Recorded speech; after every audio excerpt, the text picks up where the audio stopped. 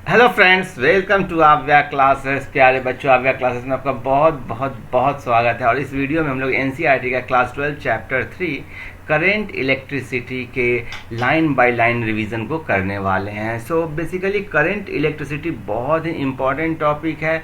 हम लोगों ने देखा है कि जब स्टैटिक चार्ज होता है, जब चार्ज रुका होता है, स्टैटिक होता है, रेस्ट में होता है, तो इलेक्ट्रोस्टैटिक होता है। और चार्ज जब मूव करता है तो करेंट इलेक्ट्रिसिटी होता है। सो इंट्रोडक्शन में यही चीज़ लिखा गया है। ऑल चार्जेस वेदर फिक्स और bound are considered to be rest. ठीक है, और रेस्ट में जब चार्ज होता है तो आप उसको कहाँ पर डील किए थे? इलेक्ट्रोस्टैटिक में। Where a charge in motion constitute an electric current. देखो, कभी भी कोई चार्ज प्लस क्यू यदि इस डायरेक्शन में मूव करेगा तो इस कारण से क्या होगा? एक इलेक्ट्रिक करंट जनरेट होगा। वैसे यदि माइनस क्यू निगेटिव चार्ज इस डायरेक्शन में यदि मूव करेगा तो इलेक्ट्रिक करंट इसके अपोजिट डायरेक्शन में होगा। तो ये सब चीज़ों को हम लोग देखने वाले हैं। इसमें इलेक्ट्रिक करंट चार्ज के डायरेक्शन में, पॉजिटिव चार्ज के डायरेक्शन में, इसमें माइनस क्यू के अपोजिट डायरेक्शन में। तो such current occurs naturally in many situations. बहुत सारे सिचुएशंस में भी ये होते हैं, लाइक लाइटनिंग। लाइटनिंग क्या है? एक फेनोमेना है। आप देखते हो कि बिजली चमकता है, बिजली गिरता है, जिसमें कि चार्ज आपको क्लाउड से फ्लो करता है अर्थ तक। ठीक है, जब हम लोग बोलते हो कि यहाँ पर बिजली गिरा है तो वहाँ पर जो चार्ज है वो क्लाउड से अर्थ तक आता है थ्रू एटमॉस्फेयर, और इस कारण से कभी कभी इश्यूज भी होते हैं। ठीक है, so the flow of charge in lightning is not steady. अब ये एक इम्पॉर्टेंट है कि आप देखोगे कि जो लाइटनिंग के थ्रू जो चार्ज आता है वो स्टीडी नहीं होता है, कांस्टेंट नहीं होता है। लेकिन हमारे डे टू डे लाइफ में जो चार्ज की रिक्वायरमेंट होती है, जो करंट की रिक्वायरमेंट होती है, वो स्टीडी होती है। लाइक आप घर में कोई भी इलेक्ट्रिकल अप्लायंस का यूज़ करते हो तो जो चार्ज जो फ्लो होता है वो स्टीडी होता है। आपके घर में कोई भी इलेक्ट्रिकल अप्लायंस होगा, उसको आप खोल करके देखना, उसमें आपको करंट का रेटिंग दिया रहेगा। लाइक आप किसी में लिखा रहेगा 5 एम्पियर, किसी में लिखा रहेगा 15 एम्पियर। और 5 एम्पियर जो स्विच होगा, 5 एम्पियर जो करंट चाहिए होगा वो आप नॉर्मल स्विच से यूज कर सकते हो। जबकि 15 एम्पियर लाइक जो आपको हीटर में यूज़ हुआ या माइक्रोवेव ओवन में यूज़ हुआ, उसके लिए आपको जो सॉकेट्स होते हैं वो बड़े बड़े होते हैं।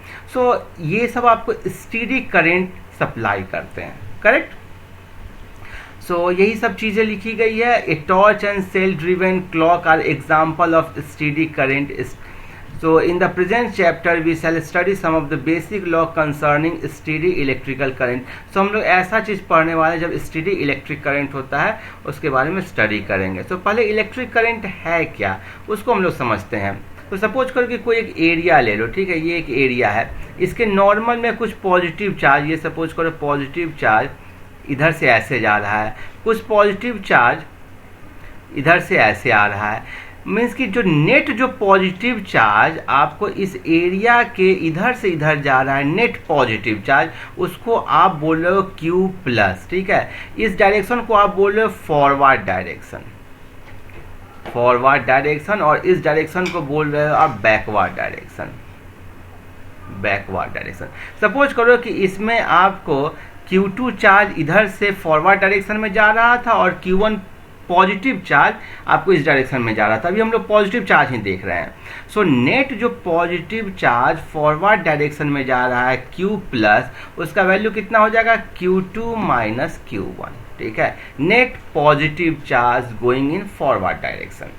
ठीक है, सिमिलरली आप समझ सकते हो कि जो नेट जो आपको कुछ निगेटिव चार्ज इधर से इधर जा रहा होगा, कुछ इधर से इधर जा रहा होगा, निगेटिव चार्ज। तो नेट जो निगेटिव चार्ज आपको फॉरवर्ड डायरेक्शन में जा रहा है, निगेटिव चार्ज माइनस माइनस, जो नेट जो निगेटिव चार्ज फॉरवर्ड डायरेक्शन में इस एरिया से क्रॉस कर रहा है उसको क्यू माइनस कर रहे हो। सो इस क्रॉस सेक्शनल एरिया से जो नेट जो पॉजिटिव चार्ज जा रहा है इस तरफ वो है क्यू प्लस, और नेट जो निगेटिव चार्ज इस एरिया से फॉरवर्ड डायरेक्शन में जा रहा है वो है क्यू माइनस। अब देखो, कुछ पॉजिटिव चार्ज निगेटिव चार्ज को आपको न्यूट्रलाइज कर देगा। आप बोल सकते हो कि क्यू माइनस क्यू प्लस के को से न्यूट्रलाइज भी कर रहा है। सो नेट पॉजिटिव चार्ज या नेट अमाउंट ऑफ चार्ज कितना जा रहा है इधर? आप ऐसे समझो कि सपोज करो कि इसमें यदि 5 पॉजिटिव चार्ज जा रहा हो और 3 निगेटिव चार्ज जा रहा हो, तो नेट कितना चार्ज जा रहा है? आपको 2 ही तो खैर जा रहा है। So net charge going in forward direction in time interval T. ये सब चीज को हम लोग जो डिस्कस कर रहे हैं वो टाइम इंटरवल टी में कर रहे हैं। तो टी टाइम इंटरवल में नेट अमाउंट ऑफ चार्ज जो मूवमेंट कर रहा है वो कितना हो गया? Q plus minus Q minus, और इसको हम लोगों ने क्यू से डिनोट किया। ठीक है। सो आपको करंट क्या होता है? करंट होता है नंबर ऑफ चार्ज या amount of charge moving through a cross sectional area in 1 second. So आप बोलोगे कि टी सेकेंड में कितना चार्ज मूव किया? क्यू चार्ज मूव किया। चार्ज मीन्स कि कूलम्ब, क्यू कूलम्ब मूव किया। सो 1 सेकेंड में कितना कूलम्ब मूव करेगा? Q by T coulomb. So यही क्यू बाई टी कूलम्ब को आप बोलोगे आई। ठीक है।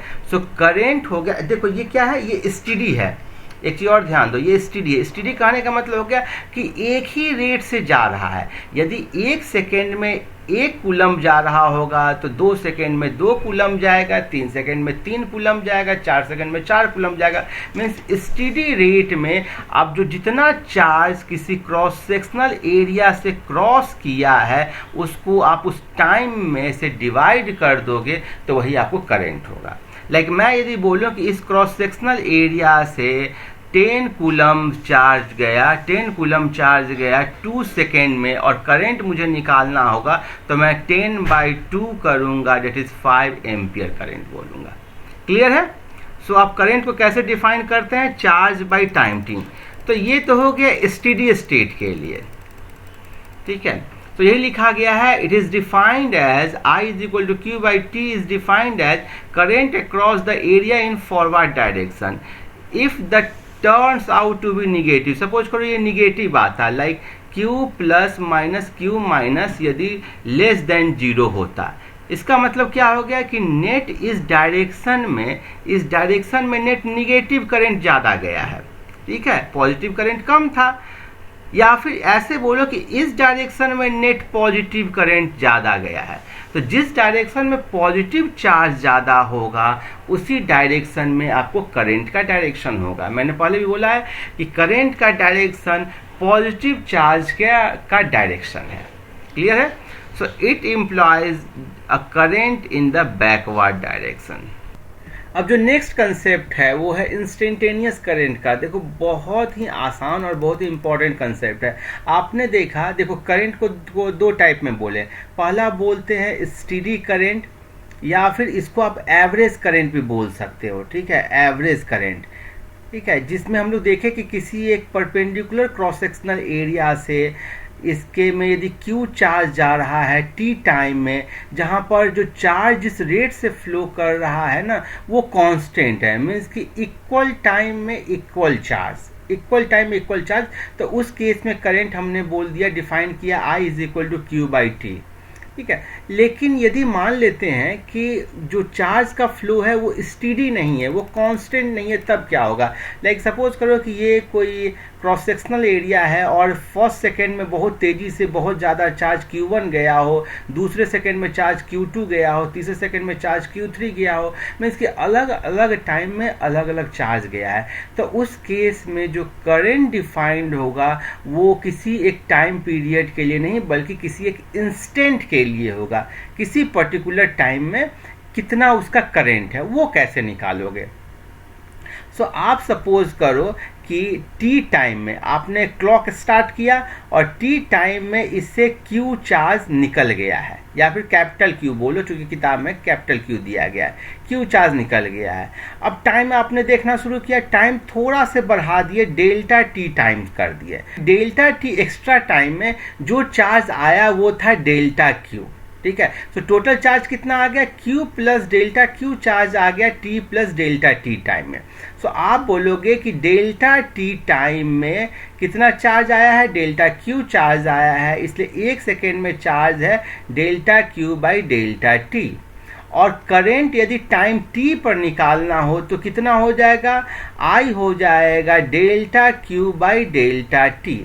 अभी डेल्टा टी एक टाइम इंटरवल है, जबकि आपको टी टाइम पे निकालना है। सो टी टाइम पे निकालने के लिए डेल्टा टी के इंटरवल को आपको जीरो कर देना होगा, और जीरो जैसे करोगे तो आई टी हो जाएगा limit delta T tends to zero delta Q by delta T.